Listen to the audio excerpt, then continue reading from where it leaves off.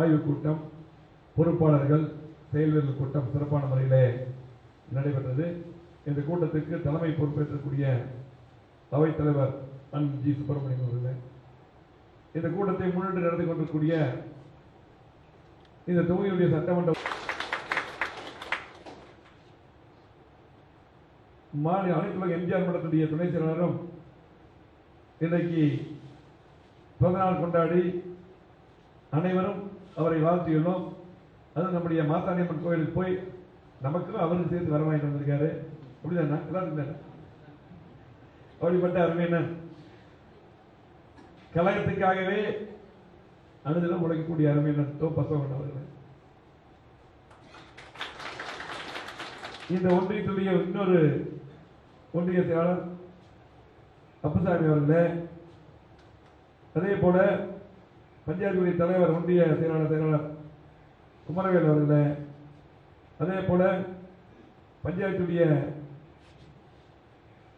தலைவர் நம்முடைய ராமசாமி சொன்னது போல மிகப்பெரிய கலாய்கொடியை ஏற்றி நம்முடைய தொகுதிக்கும் மாவட்ட தலைவர்களுடைய அருமை தம்பி கந்தவேல் அவர்களே, நம்முடைய சேர்மன் திருமதி சாந்திமதி தோப்பசவன் அவர்களே, நம்முடைய கனகராஜன் இருந்தாரு. கனகராஜன் வந்து ஒரு டைப்பு கொஞ்சம் வேகமா எல்லாம் பண்ணுவாரு, அதே போல அமைதியா கருத்தா பண்ணுவார். ரெண்டு ஒற்றுமையா இருந்து பணியாற்றினாங்க.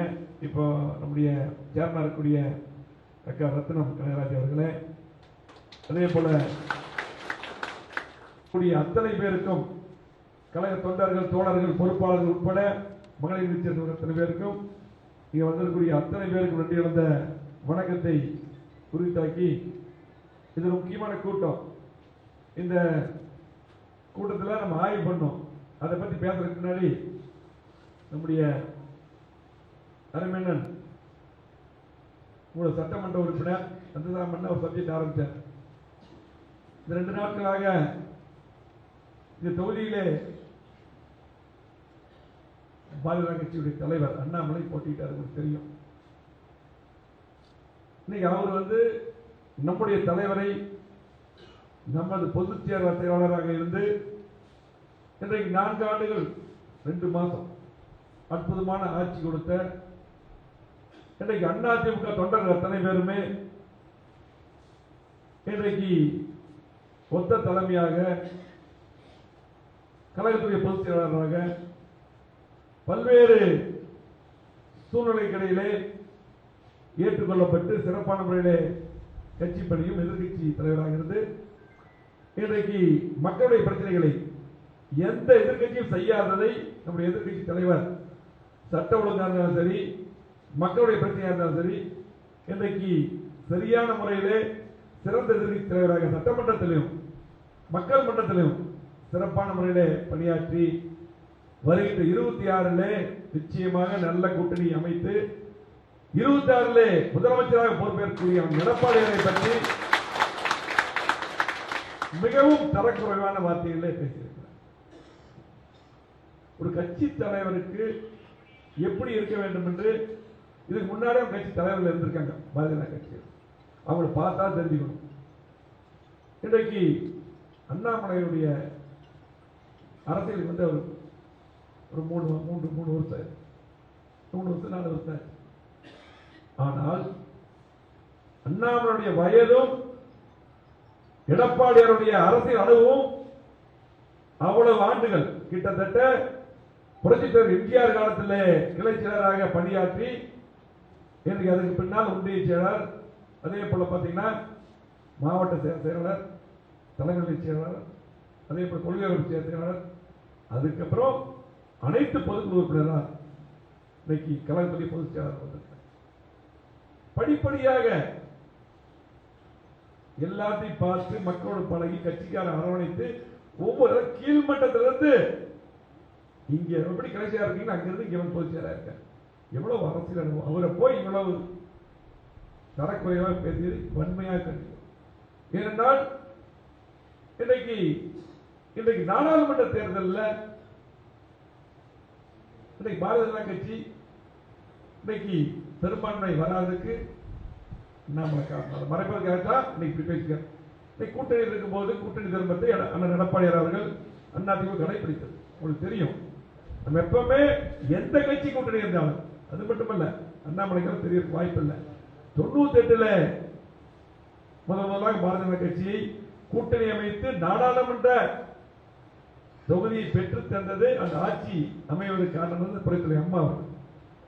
அதே போல இதுக்கு முன்னால் 2014 சிபிஆர் போட்டியிடும் போது கூட வேட்பாளராக போட்டியிடும் போது கூட இன்றைக்கு இதை விட அதிகமான வாக்குகள் வாங்கியிருக்கார் அண்ணாமலை விட. ஆகவே இன்றைக்கு அது மட்டுமல்ல தமிழகத்தில் தமிழிசை சவுந்தரராஜன் இருந்தாங்க, பொன்ராதாகிருஷ்ணன் இருந்தாங்க, அதே சிபிஆர் இருந்தாரு, முருகன் இருந்தார், இப்படி பல பேர் இருக்கிறாங்க. அதே போல அகில இந்திய பொறுப்பில் சகோதரி வானசிங்கம் எல்லாம் இருக்காங்க. இன்னைக்கு கட்சிகளை விமர்சனம் பண்றது ஒரு மாற்று கருத்து இல்லை. ஆரோக்கிய விமர்சனம் தான் அவங்க பண்ணாங்க. கூட்டணி தர்மத்தை கடைபிடிச்சாங்க. அவங்களாம் இருக்கும்போது கூட்டணியில சரியா போயிட்டு இருந்தது. ஆனால் இன்றைக்கு கூட்டணியில் இருந்து கொண்டு பேரறிஞர் அண்ணா அவர்களையும் புரட்சி தலைவி அம்மா அவர்களையும் விமர்சனம் பண்ணார். இப்ப அம்மா அவர்களையும் பாராட்ட, அதே போல தலைவரை பாராட்ட.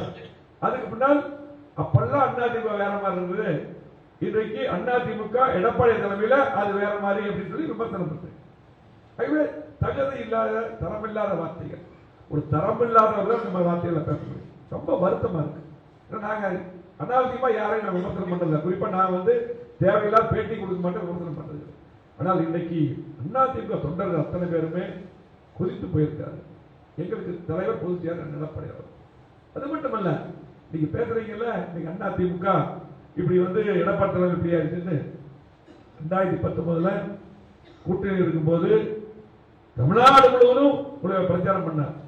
அப்ப வாங்கின ஓட்டை விட இன்னைக்கு பிரதமர் வேட்பாளர் நாங்க யாரும் சொல்ல முடியல. இன்னைக்கு அதிமுக அதிக வாக்குகள் வாங்கி இருக்கிறாங்க.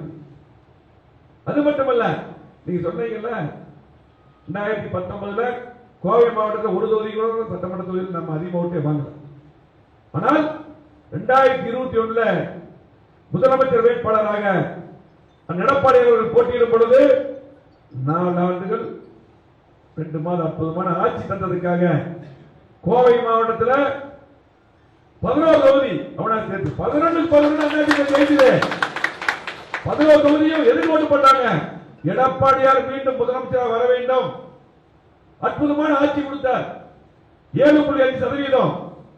அதே போல 6 புதிய கல்லூரி கோயம்புத்தூருக்கு, 11 புதிய மருத்துவமனை, எந்த திட்டங்கள் கொடுத்தார். காவிரி காப்பாடுறதுக்கு பட்டம் கொடுத்தாங்க. காவிரி மேலாண்மை வாரியம் அமைப்பதற்கு யார் காரணம்? எடப்பாடியார். கோவை மாவட்டத்துக்கு கேட்ட திட்டங்கள்லாம் கொடுத்தார். அத்திக்கடை ஒன்னா திட்டத்தை பத்தி பேசுறீங்க, யார் கொடுத்தது? நிதி கொடுத்தது எடப்பாடியார். ஆனமலையார் நல்லா திட்டத்தை கொண்டு வரும் பேசுறீங்க, என்ன பண்றீங்க? திட்டத்துக்கு கமிட்டி போட்டது யார்? கேரளா சீஃப் மினிஸ்டர் பார்த்த எடப்பாடியார். அற்புதமான திட்டங்கள் கோவை மாவட்டத்தில் 50 ஆண்டுகள் வளர்ச்சியை தந்தவர் எடப்பாடியார். இதெல்லாம் பண்ணதுக்கு கோவை மாவட்ட மக்கள் முழுவதும் அதிமுக ஆட்சி எடப்பாடி முதலமைச்சர் ஓட்டு போட்டாங்க. அதுல உங்களுக்கு சட்டமன்ற உறுப்பினரும் வெற்றி பெற்றாங்க. ஆகவே இதெல்லாம் கூட்டணியில் இருக்கும்போது நீங்க பாத்தீங்கன்னா உங்களுக்கு பிரச்சாரம் பண்ண நீங்களே பண்ணீங்க. இதெல்லாம் மறந்துட்டு தரமில்லாத ஒரு வார்த்தையை பேசுவது நாகரிகம் கிடையாது.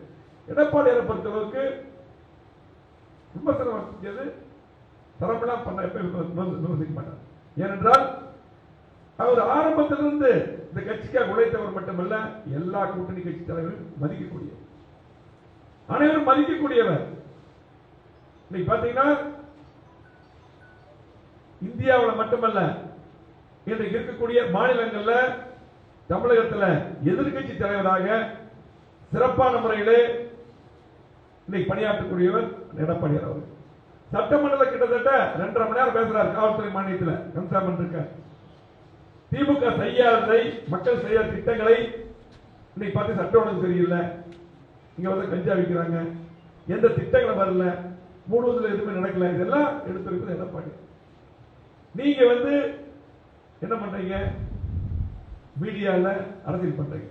ஆகவே நீங்க அரசியல் பண்ணுங்க, மீடியாவில் பேசுறதோட சரி. ஒண்ணே ஒண்ணு கேட்கிறேன், இந்த தொகுதியில் நீங்க போட்டிட்டீங்க, இந்த தொகுதியில இப்ப கூட்டம் நடந்துட்டு இருக்குது. தேர்தலுக்கு முன்னால் எத்தனை வாக்குறுதி கொடுத்தீங்க? உங்களை நம்பி இங்க இருக்கக்கூடிய தொழிலதிபர்கள் இப்ப சொன்னாங்க, நிறைய பேர் உங்களுக்காக நிறைய கோவிலுக்கு பணம் கொடுத்தாங்க, ஓட்டுக்கு பணம் கொடுத்தாங்க, இப்படி எல்லாம் கொடுத்து ஒவ்வொரு காலனிக்கு போய் பணம் கொடுத்தாங்க, எல்லா பக்கம் பணம் கொடுத்து உங்களுக்காக ஓட்டு வாங்கி கொடுத்தவங்க இருக்காங்க. இன்னைக்கு அவங்களுக்கு என்ன சொல்ல போறீங்க? இன்னைக்கு ஆளுங்கட்சி பாரதிய ஜனதா கட்சி மத்தியில் நீங்க இந்த அறிக்கை விடுறது, எங்க தலைவரை விமர்சனம் பண்றது, இதெல்லாம் விட்டுட்டு உங்களுக்காக ஓட்டு போட்டிருக்காங்கல்ல. கோவை மாவட்டத்தில் 50 ஆண்டு இல்லாத வளர்ச்சி கொடுத்திருக்கிறோம். இன்னைக்கு அத்தனை திட்டங்களும் வர்றது எடப்பாடி காரணம். அத்தியூர் திட்டம், ஆனமலை நல்லாறு திட்டத்தை கமிட்டி போட்டு நீங்க சொன்னீங்க கொண்டு வர, நீங்க எப்படி கொண்டு வர முடியும்? இப்படி எல்லாம் ஏமாத்துனீங்க. கேரளாவில் வந்து பாரதிய கட்சி ஆளுங்கட்சி வருமா? இந்த தமிழ்நாட்டில் வருமா? கமிட்டி அமைக்கிறது 2 மாநிலம் சேர்ந்து நாங்க அமைச்சோம்.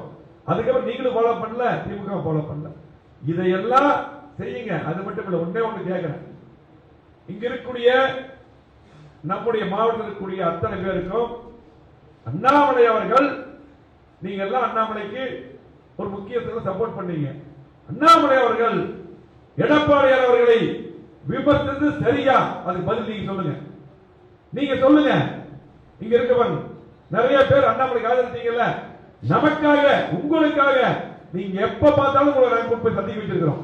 நீ கேட்ட திட்டங்களை எல்லாம் பண்ணி கொடுத்திருக்கிறோம். ஏர்போர்ட் விரிவாக்கம், அத்திக்கடவு வனார் திட்டம், கோயம்புத்தூர் இத்தனை மேம்பாலம், இத்தனை சாலைகள், இன்னைக்கு கூட்டுக்குடி திட்டம், 3ஆம் கூட்டுக்குடி திட்டம், இன்னைக்கு பாத்தீங்கன்னா வந்துச்சுன்னா 50 வருஷத்துக்கு தண்ணி பிரச்சனையே இருக்காது. 6 புதிய கல்லூரி, கலெக்டர் புது பில்டிங், எஸ்பிஆர் புது பில்டிங், அரசு மருத்துவமனை மேம்பாடு, அற்புதமான கட்டணம், இத்தனை திட்டங்களை கொடுத்தார் எடப்பாடியார். இதெல்லாம் நீங்க கேட்டு பண்ணி கொடுத்தார். யார் நினைச்சாலும் போய் சந்திச்சீங்க, இத்தனை தந்தார். இவரை, அப்படிப்பட்ட தலைவரை தரமில்லாமல் விமர்சித்திருக்கார் அண்ணாமலை. இது நீங்களே பார்த்துங்க. ஆகவே தேர்தல் நேரத்தில் மட்டும் வந்து ஏமாத்தி அதை பண்ணது பண்ணு ஓட்டு வாங்குறது சில பேர். ஆனா எடப்பாடி அப்படி கிடையாது. இத்தனை திட்டங்கள் செஞ்சிருந்தா ஓட்டு கேட்கிறார். சட்டமன்ற தேர்தல் வரும்பொழுது அண்ணாமலை மட்டுமல்ல, இன்னைக்கு மு.க. ஸ்டாலின் இருந்தாலும் சரி, தெரிஞ்சுங்க, மு.க. ஸ்டாலினா எடப்பாடியார் மக்கள், தமிழ்நாடு மக்கள் ஒட்டுமொத்தமாக எடப்பாடியார் முதலமைச்சர் அவர்கள் வாக்களிப்பு அவ்வளவு திட்டங்களை கொடுத்திருக்காரு. 3 வருஷம் திமுக ஒன்றுமே பண்ணல. ஆகவே இன்னைக்கு 2 கட்சியும் ஏமாத்தி ஓட்டு வாங்கிட்டாங்க. அவ்வளவுதான். எடப்பாடியார் பொறுத்தளவுக்கு கூட்டணி இருக்கும்போது கூட்டணி தர்மம் இருந்தது, மதிச்சார். அதே போல பாரதிய ஜனதா கட்சியும் நாங்க பாத்தீங்கன்னா முன்னாள் தலைவர்கள் இன்னைக்கு பாத்தீங்கன்னா கூட்டணி தலைவர்கள் மதித்தார்கள். நீங்க மதிக்கல நாடாளுமன்றத்தில். அதனாலதான் இன்னைக்கு பாரதிய ஜனதா கட்சிக்கு தமிழ்நாட்டில் எப்படி தெரியும் உங்களுக்கு? ஐயோ, நீங்க என்ன பண்ணீங்க? உங்களை விட முன்னாள் தலைவர் தான் அதிக ஓட்டு வாங்கியிருக்காங்க. நல்லா திரும்பி பாருங்க. ஆகவே நீங்க வந்து இன்னைக்கு இருக்க சூழ்நிலையை, உங்களுடைய தவறை மறைப்பதற்காக எடப்பாடி அவர்கள் விமர்சனம் பண்றீங்க. இது வந்து கண்டிப்பா நிறுத்திக் கொள்ள வேண்டும். எடப்பாடியாரை பற்றி பேசக்கூடிய தகுதி அண்ணாமலை கிடையாது என்பதை தெரிவித்துக் கொண்டு, இன்றைக்கு இந்த கூட்டத்தை பொறுத்தளவுக்கு ஒவ்வொரு பூத்தா நம்ம பார்த்துட்டோம். இன்னைக்கு இது முக்கியமான கூட்டம். தயவு செஞ்சு எல்லாரும் வந்தவங்க முக்கியமானவங்க. இந்த தேர்தலை பொறுத்தளவுக்கு குறை சொல்லுங்க, அதுதான் இப்ப பேசுறது கேட்டிருப்பீங்க. நல்லா வேலை பார்த்தீங்க. நீங்க சட்டமன்ற தேர்தல் கந்தசாமி நின்றதை விட, நாங்கெல்லாம் போட்டியிட்டதை விட கூடுதல் வேலை பார்த்தீங்க. உங்களை குறையா சொல்லல. ஆனால் ஏன் வாக்கு குறைஞ்சது? நீங்களும் சிந்திக்கணும், ஒவ்வொரு சிந்திக்க வேண்டும். இதுல பார்த்து சில பூத்துகள் அதிகமாக ஓட்டு வாங்கியிருக்காங்க இல்லையா? அவன் நான் பாராட்டினேன். அப்போ அதுல சில பூத்துகள் குறைஞ்சிருக்குது. அப்போ இந்த கட்சி அதிமுக எனக்கு மாவட்டத்தில் அமைச்சர் கொடுத்தது இந்த கட்சி, கந்தசாமி எம்எல்ஏ கொடுத்தது இந்த கட்சி. அதே போல பஞ்சாயத்து தலைவர்கள், district councillor, union councillor, chairman, ஒரு கிளை செயலாளர், ஒன்றிய செயலாளர், பல்வேறு பதவி கொடுத்தது டிஸ்ட்ரிக்ட் செயலாளர் கொடுத்தது இந்த கட்சி. கூட்டுறவு சங்கத்தில் பல்வேறு பதவி கொடுத்தது இந்த கட்சி அதிமுக. இந்த கட்சியை எந்த கும்பலும் வீழ்த்த முடியாது. புரட்சித் தலைவர் எம்ஜிஆர் அவர்கள் ஆரம்பித்த இந்த கட்சி 52 ஆண்டுகள் பொன்விழா கண்ட கட்சி. 31 ஆண்டுகள் ஆளுங்கட்சியா இருக்கிறோம். அதிகமான திட்டங்கள் இருந்தது அதிமுக. இந்த கட்சிக்கு ஒரு தோல்வி வரும், அதுக்கப்புறம் மிகப்பெரிய வெற்றி வரும். இது சரித்திரம். 91 தேர்தல் திமுக 2 தொகுதியை ஜெயிச்சாங்க. 96 நமக்கு வெற்றி வாய்ப்பு குறைவு. 2001 மீண்டும் நம்முடைய ஆட்சி, அம்மாவுடைய ஆட்சி. அதே போல 2004 ஒரு தொகுதியுமே நாடாளுமன்றத்தில் ஜெயிக்கல. 2006 மைனாரிட்டி ஆட்சி, திமுக ஆட்சி.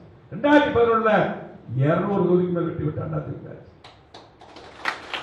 2014 நாடாளுமன்ற தேர்தலில் திமுக ஒண்ணுமே ஜெயிக்கும். ஆகவே 2019 உங்களுக்கு தெரியும், நாடாளுமன்ற தேர்தலில் ஒன்னே ஒண்ணுதான் நம்ம ஜெயிச்சோம், தேனி. அதுக்கு பின்னால் சட்டமன்ற தேர்தலில் கோயம்புத்தூர் முழுமையை ஜெயிச்சோம், 75 சட்டமன்றம். ஆகவே வெற்றி தோல்வி மாறி மாறி வரும். ஆகவே சட்டமன்றம் வேறு, நாடாளுமன்றம் வேறு. நீங்க சொல்றீங்க, ஒத்துக்கிறேன். பிரதமர் வேட்பாளர் இல்ல, அண்ணன் பேசுவார், தலைவர் பேசுவார் சொன்னார். பிரதமர் வேட்பாளர் இல்ல, இதெல்லாம் நிறைய சொல்லிட்டு இருந்தார். அதெல்லாம் ஒத்துக்கிறோம். இதெல்லாம் இருந்தாலும் கூட நம்ம இது நம்முடைய பிரச்சனை, மான பிரச்சனை. கண்டிப்பா பிஜேபி எது ஓட்டு போட்டான்னு தெரியல. திமுக இவ்வளவு ஓட்டு வாங்க அவனே திமுக நினைக்கல. நிறைய பேர் கொடி கட்டிட்டான் நம்முடைய நாடாளுமன்ற தேர்தலுக்கு முன்னாடி. எலெக்ஷன் வந்த பின்னாடி தான் அவன் கொடியை கட்டினான். ஏன்னா அவனுக்கு நம்பிக்கையில் எவ்வளவு ஓட்டு வாங்க சொல்லி போட்டு. இதுதான் நிலை, மாற்றுக்கிறது இல்லை. அதே போல அண்ணா பேச இந்த 1000 ரூபாய் சொன்னாரு, கண்டிப்பா பிரச்சாரம் பண்ணான், விசமத்தனமா பிரச்சாரம் பண்ணான். ஆனால் நம்ம கவுண்டர் பிரச்சாரம் பண்ணல. நீங்க நல்ல வேலை செஞ்சீங்க, வீடியோட பிரச்சாரம் பண்ண நம்ம குறைவு மேற்கொள்ளணும். நீங்க எடுத்து பாருங்க, 2011 தேர்தல் பாருங்க, 14 தேர்தல் பாருங்க, 16 பாருங்க, 19 பாருங்க, 21 பாருங்க, 24 பாருங்க. ஒவ்வொரு தேர்தல் எடுத்து பாருங்க. நீங்க பண்ணியாக்க ஒவ்வொரு பூத் எடுத்து பாருங்க, 24 பாத்துருங்க. வித்தியாசத்தை பாருங்க. வித்தியாசத்தை பாத்தீங்கன்னாலே உங்களுக்கு நல்ல பூத்துல வேலை பார்க்கறவங்க இந்த எந்த குடும்பம் ஓட்டு போட்டு தெரிஞ்சுக்கிங்க. உங்களுக்கு சொல்றீங்க, தோட்டத்தில் போடல, அப்படி போடல, கோயிலுக்கு பணம் கொடுத்தாங்க, பிஜேபி கொடுத்தாங்க, தொழிலாளர்கள் கொடுத்தாங்க சொல்றீங்க, உங்களுக்கு தெரியுது. நான் 1000 ரூபாய் கொடுத்து வீடு வீடா பிரச்சாரம் பண்ணேன். ஒவ்வொரு பூத்துக்கும் நம்ம 100 பேர் இருந்தோம். நமக்கு எப்படி ஓட்டு வந்து நினைச்சோம். எப்படி பஞ்சாயத்துல நீங்க தான் நிறைய பண்ணிருக்கீங்க. எம்எல்ஏ அமைச்சர்கிட்ட வாங்கி ரோடு போட்டது நீங்க தான், பைப் போட்டது நீங்க தான், பட்டா வாங்கி கொடுத்தது நீங்க தான், எல்லாம் நம்ம கொடுத்துட்டோம். எப்படி நம்ம ஓட்டு போட நம்ம நினைச்சோம். மக்கள் எப்பவே ஓட்டு போட்டு இருந்தாங்க. இந்த பஞ்சாயத்துல 5 பேர் நம்மளே ஓட்டு வாங்கணும், இப்போ வரும்னு நினைச்சோம். ஆனா அவன் என்ன பண்ணா, திமுக நம்ம 100 பேர் தான், 10 பேர் தான் இருப்பான். பிஜேபி 15 பேர். அவன் என்ன பண்ணா, வீடு வீடா போய் நாங்க 1000 ரூபாய் கொடுத்துருக்கோம் குடும்ப தலைவருக்கு, இதை போடுறீங்கன்னா நாங்க ரத்து பண்ணிடுவோம், பணம் வராதுன்னு சொன்னா. அதுக்கு நீங்க திரும்ப கவுண்டர் பண்ணல. ஏன்னா அப்படி பண்ண முடியுமா? 1000 ரூபாய் கொடுத்தத எந்த கொம்பனும் நிறுத்த முடியாது, அது சொல்லணும்.